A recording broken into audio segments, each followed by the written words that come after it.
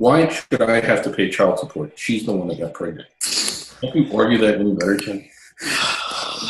David, I told you we were starting the show. Oh, okay. Just let me know when we start. Attorney-client privilege, David. Yeah. Yeah, I think that's being waived already. Judges. Welcome back to Hoops HD, everybody. This is the weekly Hoops HD report. I'm your host, Chad Sherwood, joined by John Stalika, Matt Zukowski, and David Griggs, who is a little bit late on his alimony payments and child support. And I shouldn't have to pay them. But what were we telling you about keeping your pants down there, David? I don't wear pants. I don't even have any legs. well, this might be the problem. We're going. Geez.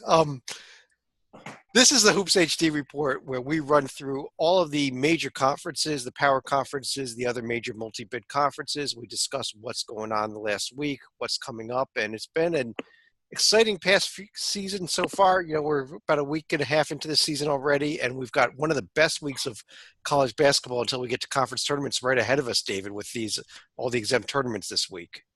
Yeah, more games in the first 3 weeks of November than there are at any other point in the season. I know most people think that March is jam-packed with basketball. Well, November is more packed, at least, from the first day on. So, because again, these exempt tournaments, nobody gets eliminated. They just keep playing. You have about 100 games a day. And writing them all up gets a little bit exhausting, but they are important, and they have a lot to do with shaping the season. And 1 week from today, when we're back here, things are going to look a lot different, and some teams are going to emerge from doing well in these tournaments. Others, like Northwestern, are going to fall flip, and you wonder that. But I mean, it's kind of like after this week, you kind of have a really good idea. You're not just guessing anymore. You're still guessing somewhat, but yeah. And we had a couple tournaments done already. Nothing, not the big ones like we're going to have this week with the Phil Knight Invitational and with the Maui, which just started today, and you got the Battle for Atlantis and the Advocare and all those coming up. So it should be a great Thanksgiving of college basketball. I guess what I want to do here, though, is pull up on the screen if this works, and we just got to cross our fingers sometimes about this actually working. We're so prepared. And hopefully we see something there, do we? Yeah.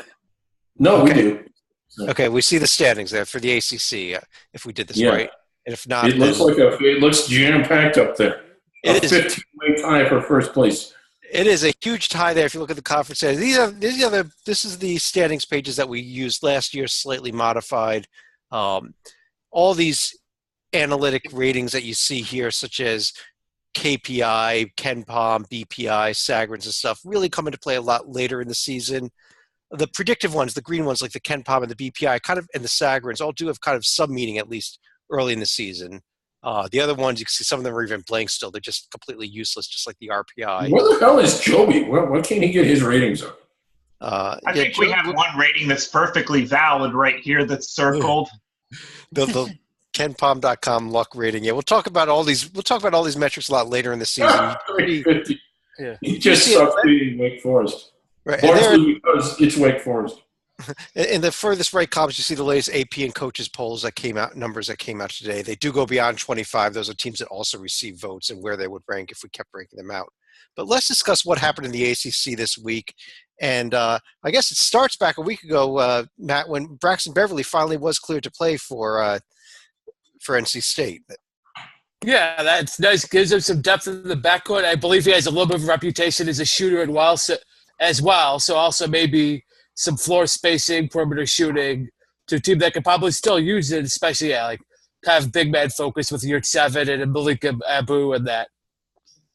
Right. And John, one of the big games we saw earlier, almost a week ago now, again, was in the Champions Classic where Duke took care of Michigan State 88-81. How impressed were you with the Blue Devils in that game?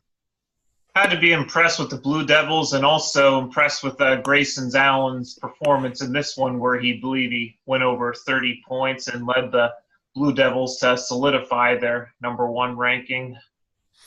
I know Duke has played bye games other than that, but their bye games were against pretty good teams. And I mean, it's not the same as beating Michigan State, but they have not once looked anything but really good at any point.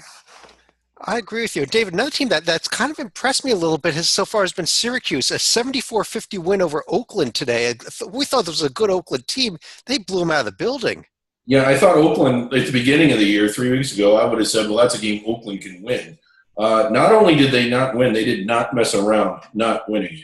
Syracuse just blew them open. And, again, I don't think Syracuse has left the Carrier Dome, but they've looked good against a couple of decent teams. So, supported or a team that I didn't think would get close to the tournament, looking good so far. I think it's also noteworthy to point out that Jalen Hayes, who was Oakland's star player, that was his fourth and final game he was sitting out for supposedly not making satisfactory progress toward his degree, even though he's scheduled to graduate in December, mind you. Yeah, that is one of the wonderful NCAA decisions that we've seen so far this year. But luckily, he will start playing. But still, to just not even be in the contest really did shock me. David, we also saw Virginia with a couple nice wins over VCU on the road and really took care of Monmouth fairly easily. We thought this Monmouth team might be something decent after they beat Bucknell earlier this year. Yeah, I'm starting to think Tony Bennett's pretty good. I mean, I don't want to jump to that conclusion until all the facts are in, but I think he might be a pretty good coach. But Virginia, once again, for the third, fourth year in a row, looks to be a lot better than where they were ranked to start the year. Well, Matt, let's talk about the bottom of the AC also. And there was a lot of bad this week in the conference, too. Let's start with Wake Forest. 79-66 loss to Liberty. And then the Paradise Jam by 3 to Drake and by 5 to Houston. Yeah, that's a rough little week, especially at Liberty and Drake. That a major conference team that has a pulse has no business losing those games. And I at least thought Wake going into this year was that. I thought they were an NIT-ish team. Probably not tournament, but I think they take a huge step back from last year's team that played in the opening games in the NCAA. This year, man, they look dreadful. And in year 4, I believe this is year 4 of Danny Manning, this is not a good trend. Now, they have an awesome recruiting class coming in next year, but it's still – this is the type of year that creates doubt over the Manning regime at Wake, I think.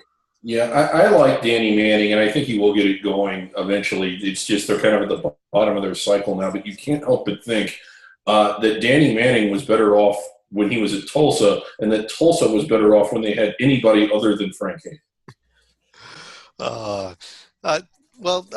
John, one other team that's kind of at the bottom of the ACC, perhaps Georgia Tech. We thought maybe they'd be competitive this year. They'd be good.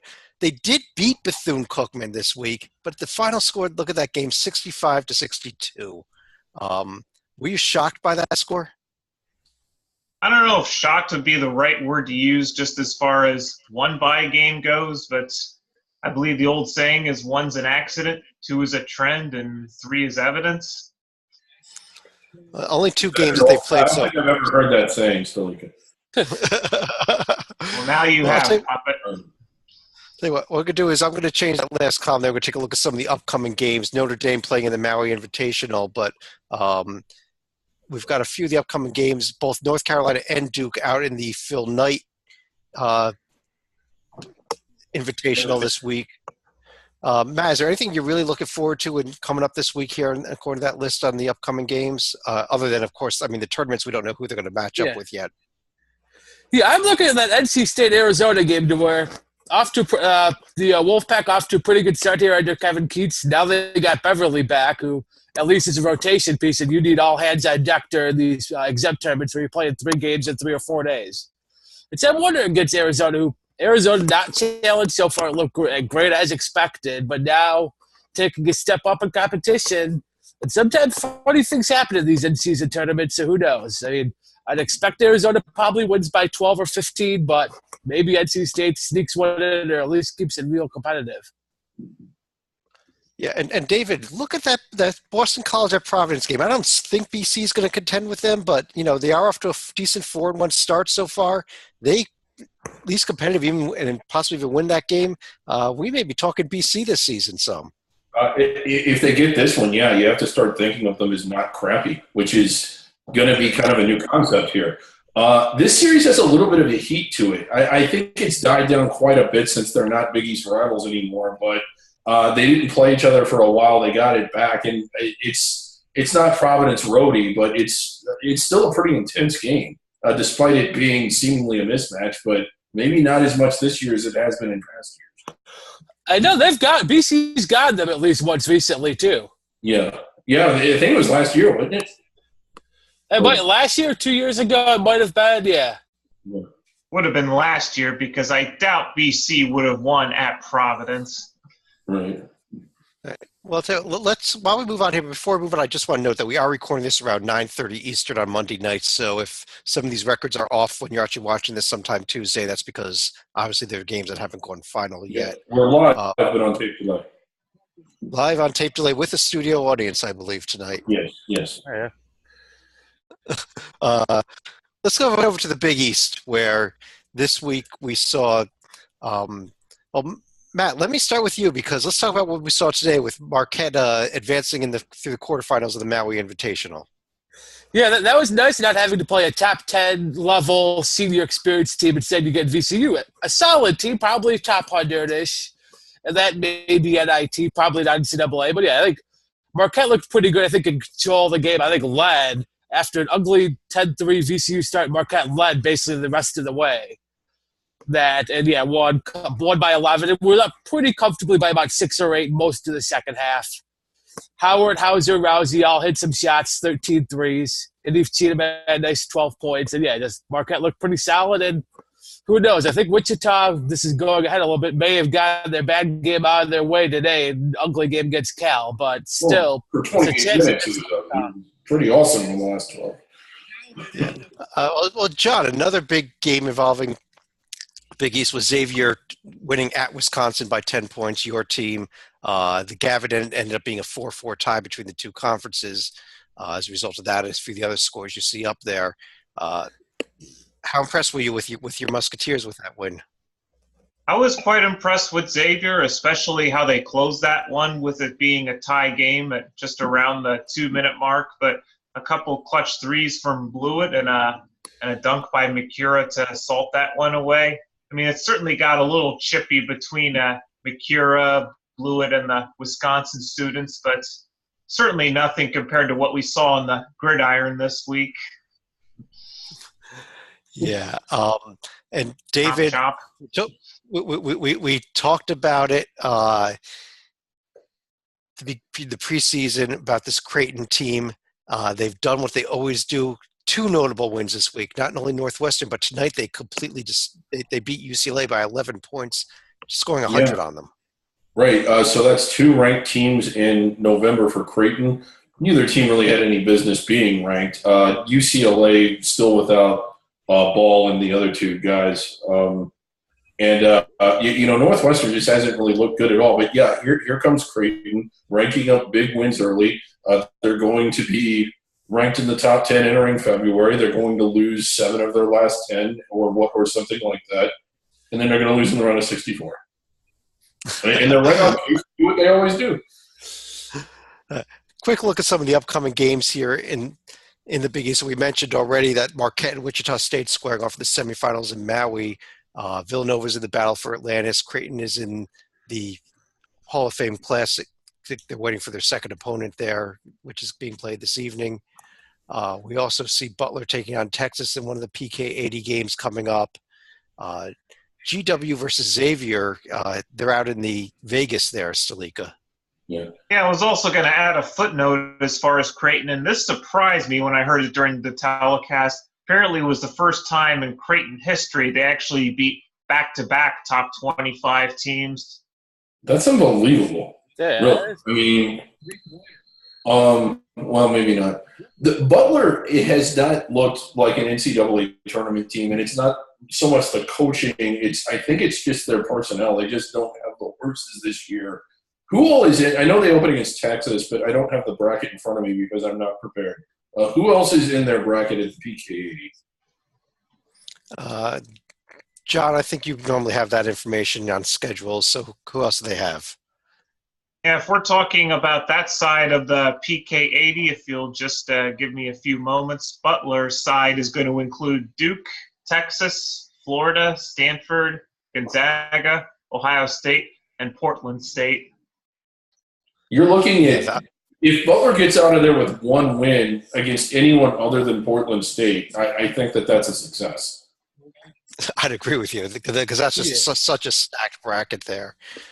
Yeah, Matt, one of the they're just not as good as those other teams.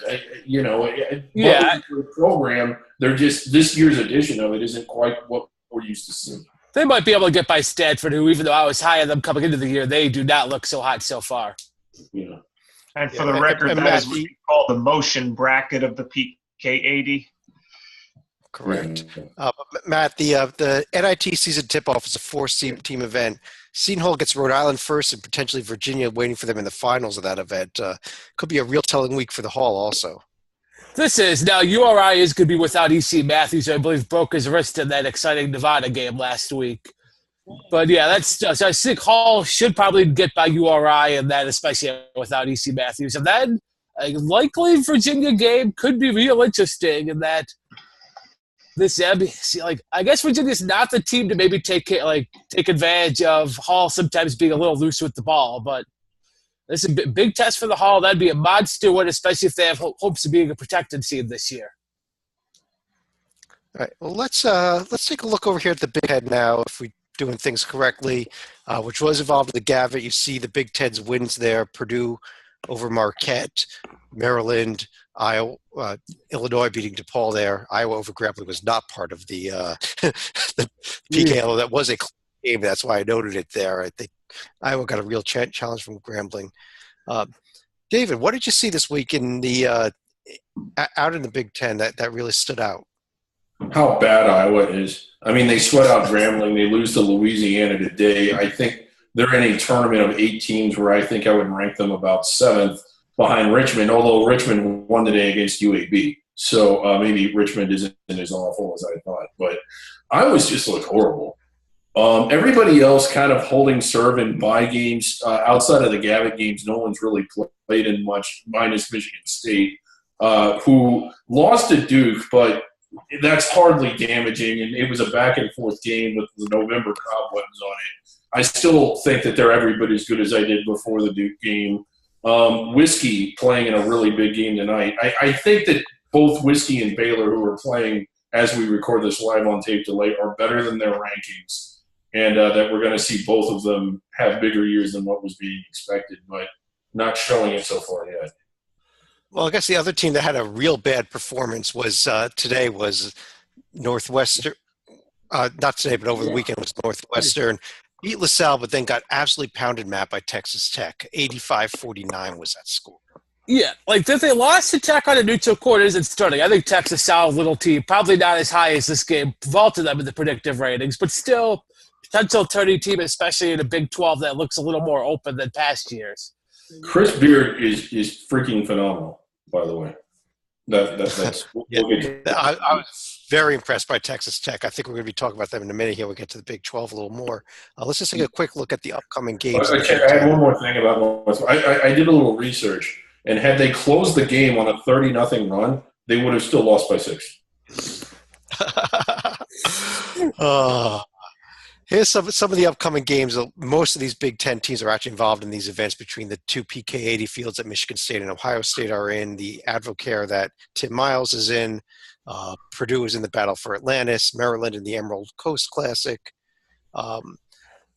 So you got Minnesota with a game against Alabama coming up Saturday. That's a neutral court game at the Barclays Center also. But, John, what are you looking forward to this week in the Big Ten?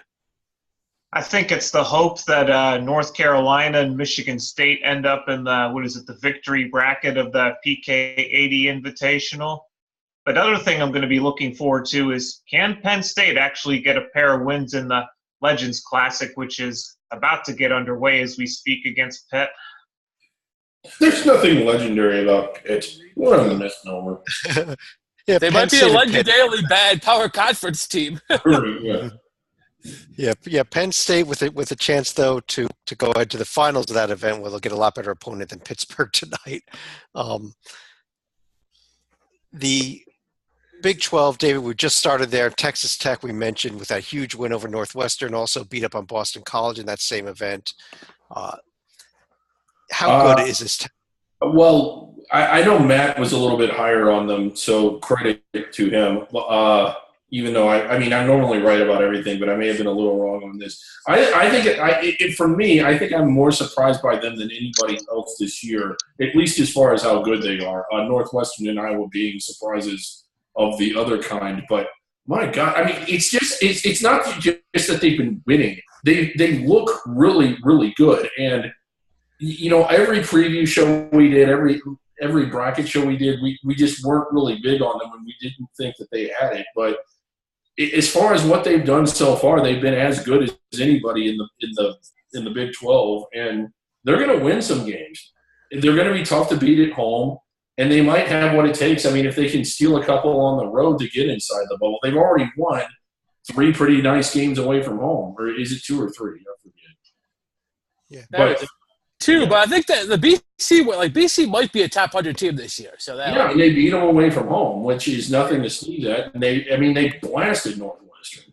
Yeah, that. Well, John, I'm not going to call on you because you're going to criticize my typo there on the TCU score. But Matt, Iowa State wins the Puerto Rico Invitational. Nice win over Boise for the championship, 75-64.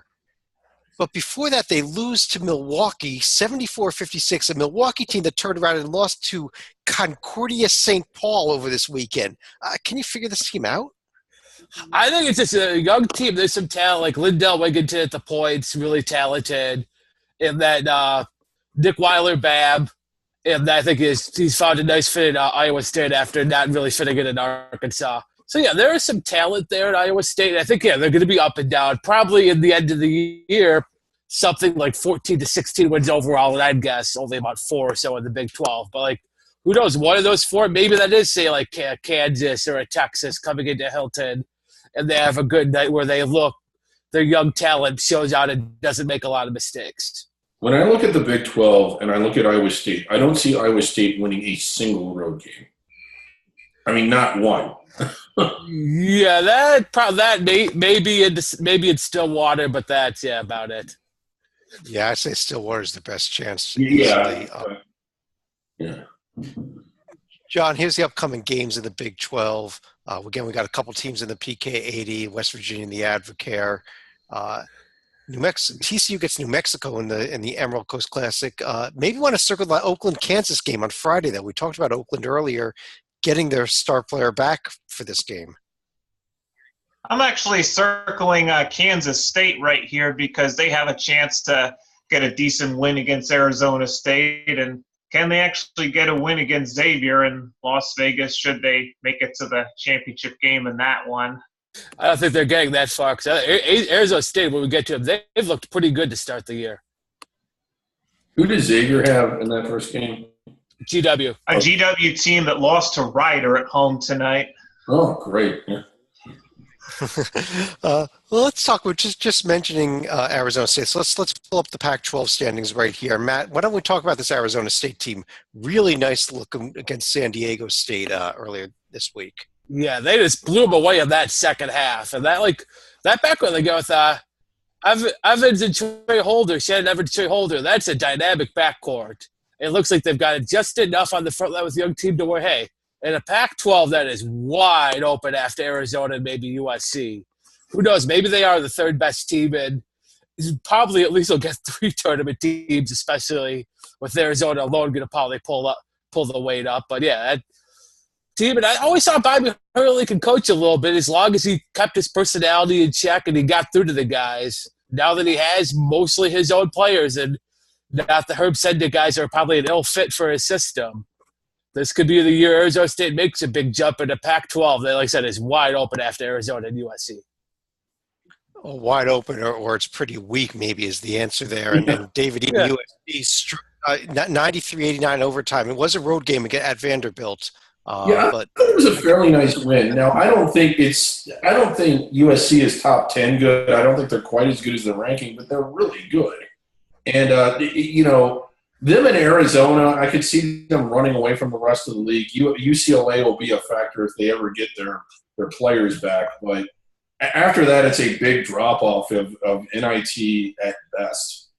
Well, wait a second. I don't think that these three kids. I got to take an issue with your statement on UCLA because I don't think any of these three kids were really supposed to be major contributors on the team this year. Anyhow, they were all freshmen. Well, Hill and Riley would have both been in the rotation. Riley might have started over Golemon. I still don't know that was the factor. The ball kid's no good. yeah. Well, but Matt, the problem with UCLA is they don't even know what defense is. They needed overtime to escape Central Arkansas, a game that Central Arkansas really blew at the end of regulation, and then gave another 100 again today to Creighton. Well, that's actually, you mentioned the kids are out. Hill and Riley are both fairly athletic, especially Jalen Hill. That's defense rebounding special, like shot blocking or that. So he would have come in, especially, because Welsh, even though I really like him as a player, is mostly a one end of the court guy. He's not much on defense. And so that's where those two kids have the unfortunate of actually hanging around with LeVar Ball's kid. And then now costing the team, that's where UCLA is going to be all offense, no defense, and probably now an NIT team or maybe first four in the NCAA tournament. Well, Stalika, the team I've been most impressed with. Even more reason to think they're going to be good. Chance is just wrong. Well, actually, the team I've been most impressed with is John's favorite team out of the Pac-12 here.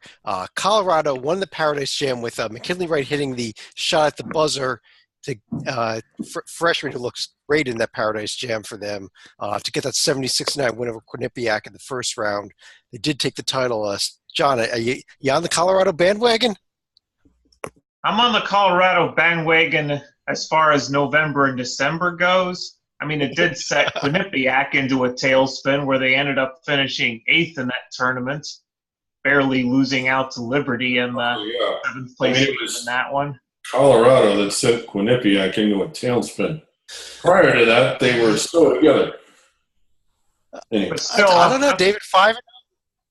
5-0 is 5-0, isn't it? Yeah, and they did. They got 3 wins away from home. They won the Paradise Jam in the U.S. Virgin Islands that were transplanted to Liberty in Virginia due to the hurricane. But no, you can't expect them to do any better than that. Honestly, I didn't think they would. So I can't. But thankfully, their schedule is not going to be weighed down by Wake Forest this year.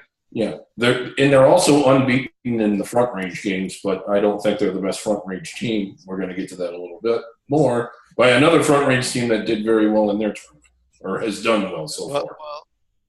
Well, the other team I just note here, Stanford did lose that game to Eastern Washington. That was 67-61. That's a typo on the screen there. They lost that game, not won it. But watch out for that tonight, though. I think sometimes when you have a big early season showcase game at home, you tend to lurk past your early games. Now, again, they still should have beaten Eastern Washington, but that's going to be an electric crowd tonight. And don't be surprised if they squeeze North Carolina.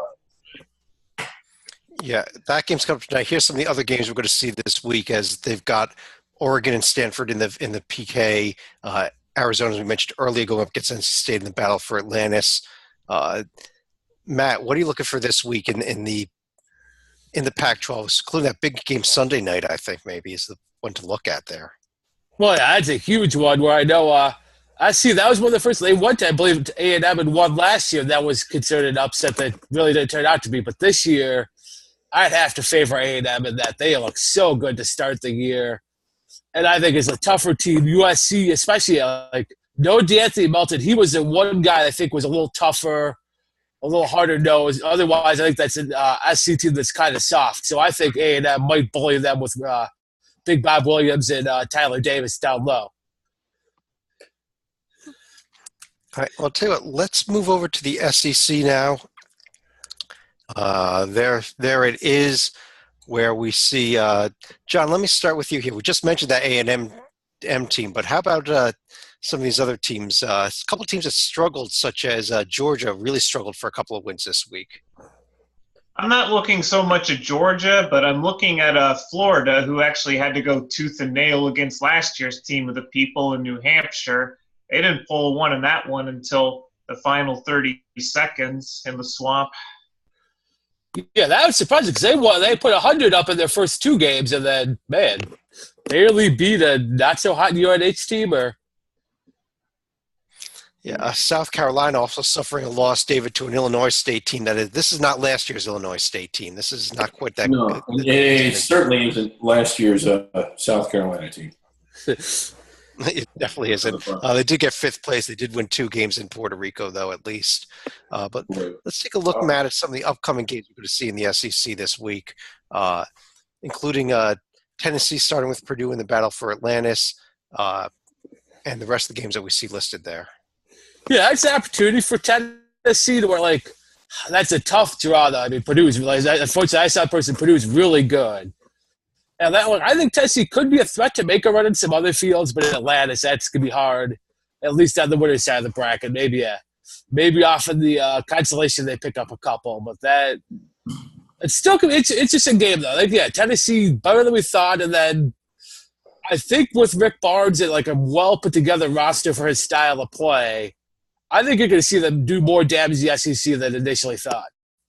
Is that Arkansas, Oklahoma? And David, that is Arkansas, Oklahoma in the first round of the PK80. That's a game that I'm really circling. I think that's going to be a great game, and that's a quarterfinal. I think both teams are a lot better than what they've gotten credit for. Arkansas is one of the teams, along with Texas A&M, that has really impressed me the most. But I mean, Texas A&M, we were kind of expecting it, but this is a good Arkansas team.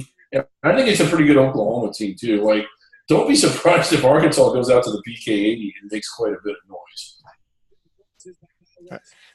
Florida versus Stanford, a quarterfinal game in the other bracket in the PK80. So that shows you what type of tournaments those are. John, let's take a look over at the American, where Cincinnati, as we record this, just barely survived a game against Buffalo in the Cayman Islands Classic, winning that game by 6. It's not even updated to show that win there on the screen yet. But what have you seen so far this past week in the American?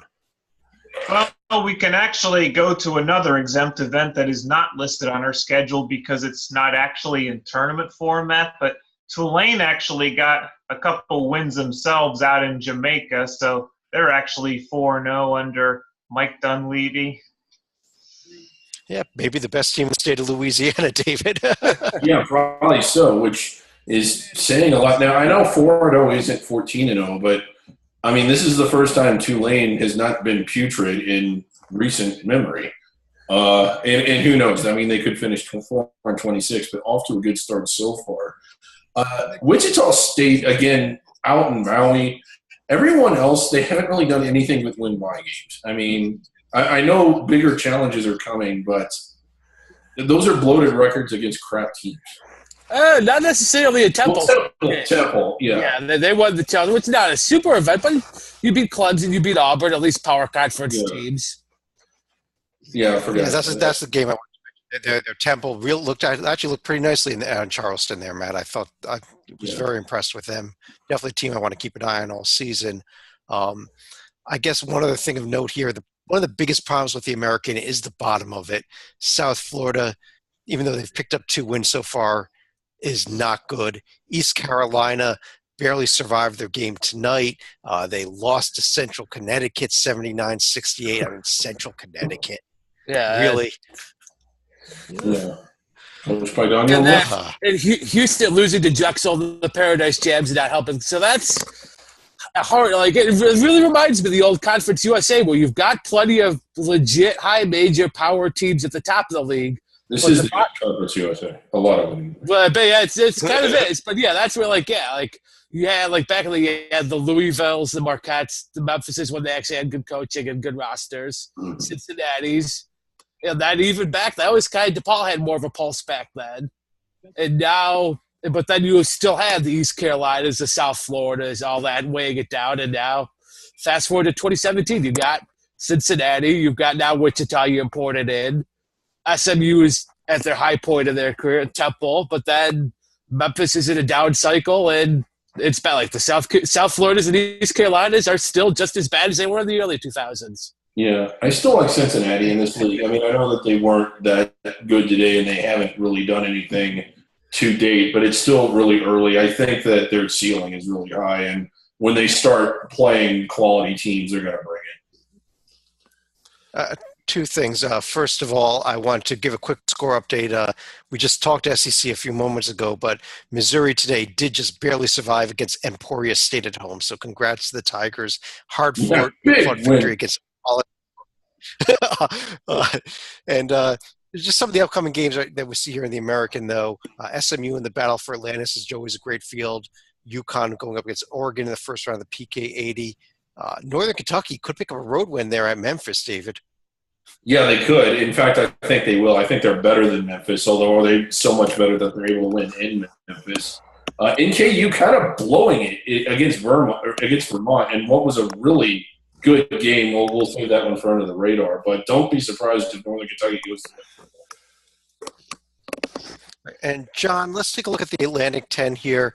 The big story was St. Louis with that nice semifinal win against Va-Tech. Yeah, they got blown out by Providence in the finals, but I called this team at the beginning of the year. Are you joining me yet? I'm not going to join the St. Louis bandwagon just because of a win against Virginia Tech, which may or may not hold water at the end of the year. But I think if we have to look at some other teams that had struggles this weekend, Dayton got sixth place out in, South Carolina this weekend, including losses to Hofstra and, let me double check, Old Dominion. Not a good week for the Flyers. Yeah, Stalico with another strong take. They may or may not be there. I think you've pretty much covered. No, I said Dayton's not going to be there. Good job. I think what's striking here is you only have one team that's still undefeated. Yes, that's exactly where I was going to go. When you look at that, you normally see this early in the season, if you're a power conference, you've got half your teams undefeated, and you don't have that in the A-10. Are we down to is this going to have a shot at being a single bid A-10 this year? It's a real possibility, especially like Rhode Island. I think this is unlucky that E.C. Matthews gets hurt, but if they lose 2 or 3 more games while he's down with his broken wrist. Is he going to be back this year, or is he just done? No, I think it was like a 4 to 6 weeker, but that's okay. Especially in a league like this where you need to make some hay out of conference. They're big underdogs against Hall now. Where before that, I would have given them at least a puncher's chance in that game. Yeah. And that now like that, I will say that SLU. I will doubt John. I think that SLU win over Va-Tech is going to hold some water. I still think Va-Tech's a good team. They had a bad shooting night there, but. That's still NCAA 22 win type team for me. Upper half of the bracket, I think, like 7-8 seed type team. Let's look at a team that, again, I don't know if they'll be there in the end, but much improved last year over the train wreck that they were prior to. George Mason went to Louisville, really competed first game of the season, and that's the only game they've lost. Could they have a pulse this year? Well, yeah, I think Pat Slattery is a good coach.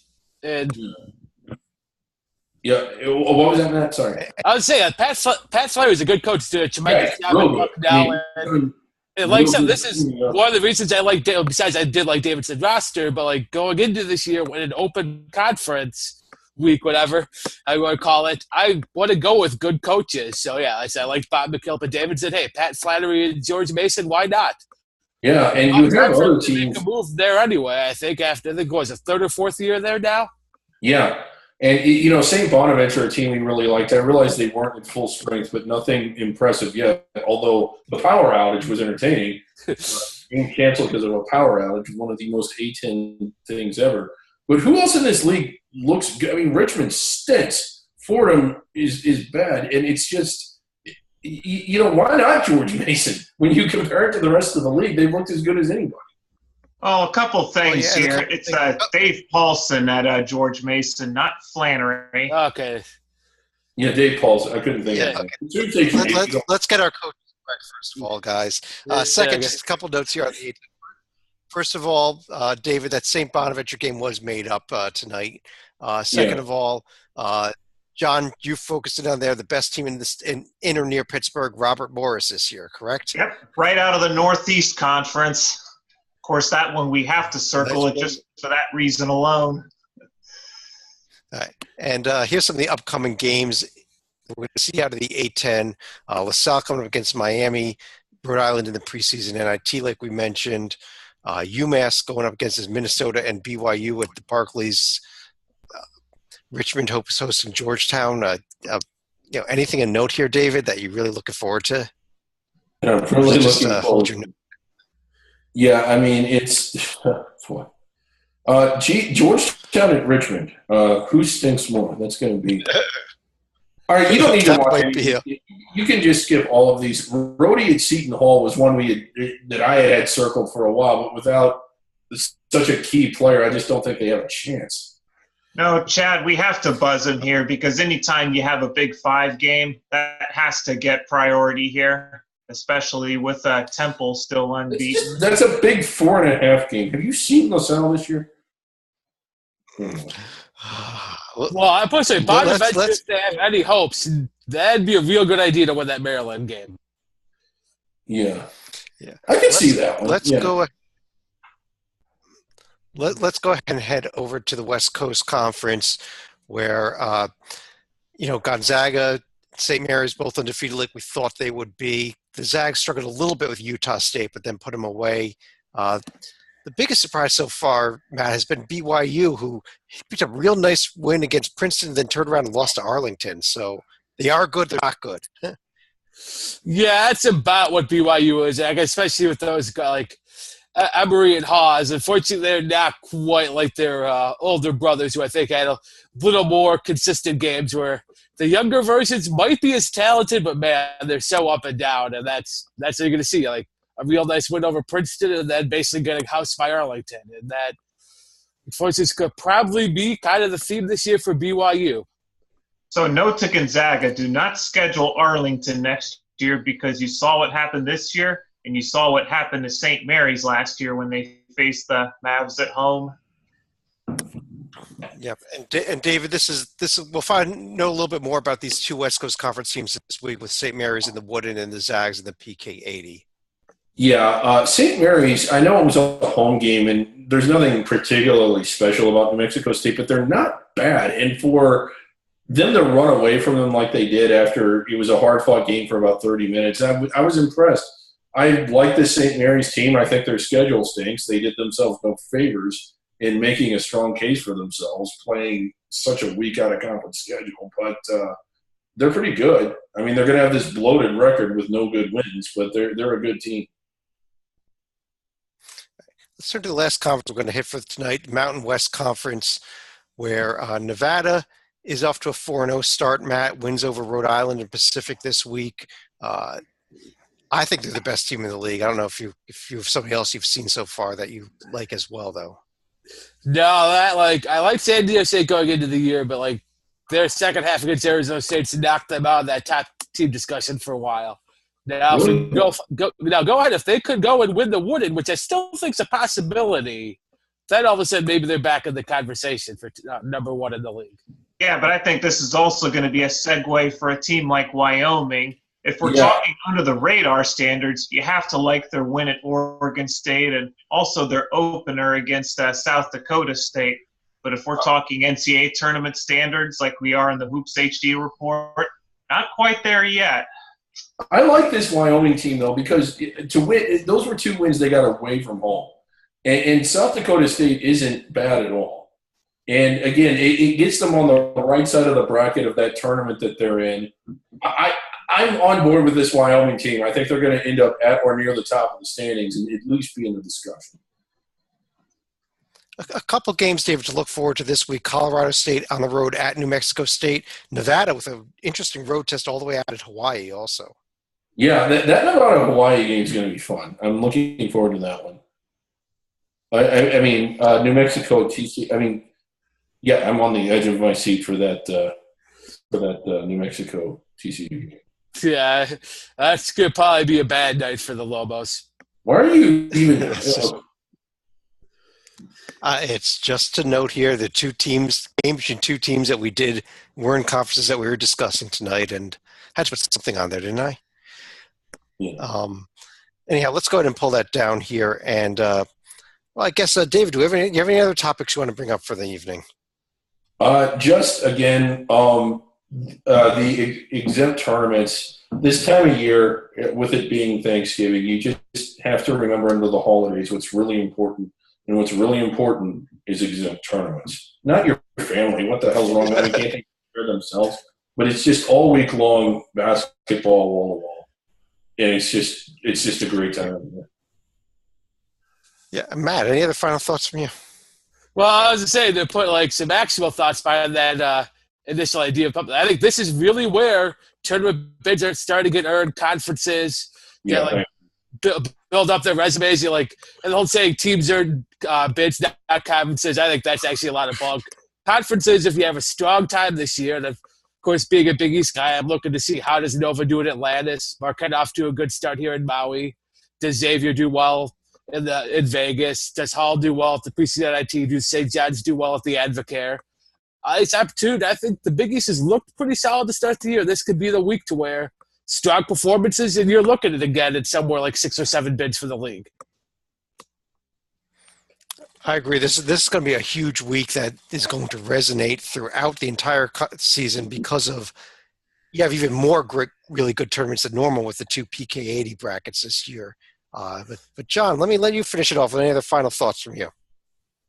We hit on the Great Alaska Shootout last week as far as that being the last tournament, but there's also going to be the end of an era of sorts with the Maui Invitational tonight because starting next year, Chaminade is actually going to be in the field every other year because the 2018 field is going to include Arizona, Duke, Xavier, Iowa State, Illinois, among others. But what's going to happen is starting next year, Chaminade is actually going to be part of Maui on the mainland in even years, and they'll actually be part of the mainline Maui Invitational in odd years. You know who really gets jammed up by that is the other 3 Maui on the mainland teams who could really use a Division I opponent. Anyway. Yeah, and as far as leaving Chaminade out of this event, I've got one thing to say about that. Why is Chaminade making a decision to leave themselves out of their own event? It's like, who is the genius that came up with that? Anyway. No, I think they should be playing this event. That's been the whole point of the event from day one. Very disappointed in the decision there. And you know we love the Pac West Conference that Chaminade is in. Also home to the team of the people, Cal Baptist. Yes. Undefeated, David. Including a win over UC San Diego. They beat UC San Diego this week, which was the team that knocked them out of the D2 tournament last year. Big revenge victory for the Lancers. Huge. Oh, they're going to win it all. Win it all the way. Your Lancers. All the way to Super Balls. Super Balls. On that note, though, on behalf of John Salika, Matt Sikowski, David Griggs, I'm Chad Sherwood. Thanks for joining us. We'll talk to you again all real soon. And have a great day.